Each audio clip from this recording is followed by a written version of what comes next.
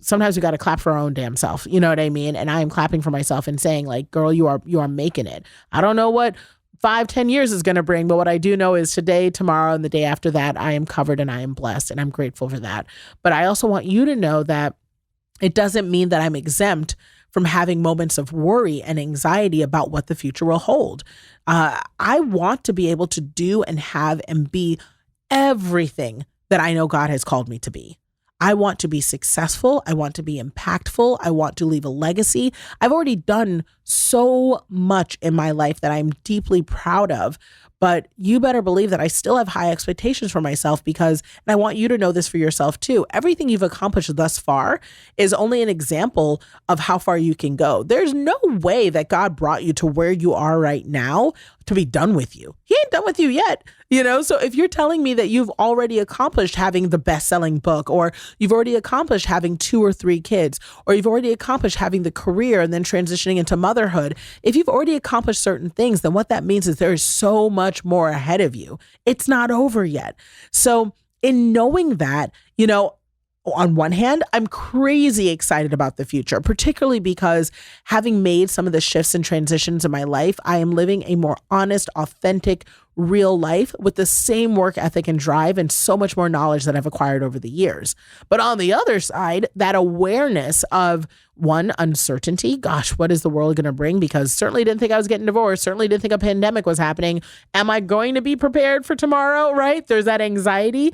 But then also the worry of, can I do it all again? Can I build it bigger and better? Can I not let down, I'm trying not to get teary about it, but can I not let down these people who have been with me and stayed with me and supported me and lifted me? I mean, truly, when I tell you, I feel like we've done it together. I don't want to let you down. And when I think about that, I'm like, the weight of it sometimes can be so daunting. It can be overwhelming. And you end up sitting in that worry. And, I want you to know the God that is here today is the God that's going to be there tomorrow. The person who got you through yesterday and brought you to today is still going to be there tomorrow to get you through that as well. And when I find myself focusing on what I don't have, because divorce is a shifting of losing a lot of what you had. The weirdest things will happen where I will be in the kitchen looking for a certain spatula and I'll realize that spatula was in my old house. I'm trying not to get choked up about it, but it's true. There's the grief and that loss that goes along with it.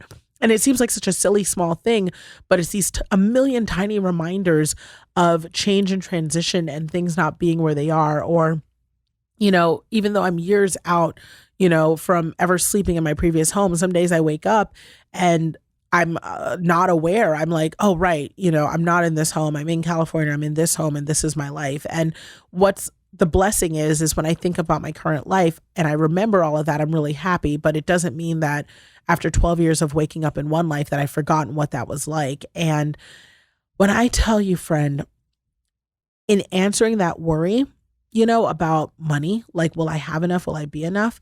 I just have to remind myself, well, what do I have to make money? And has that ever gone anywhere? What do I have to get to tomorrow? And has that gone anywhere?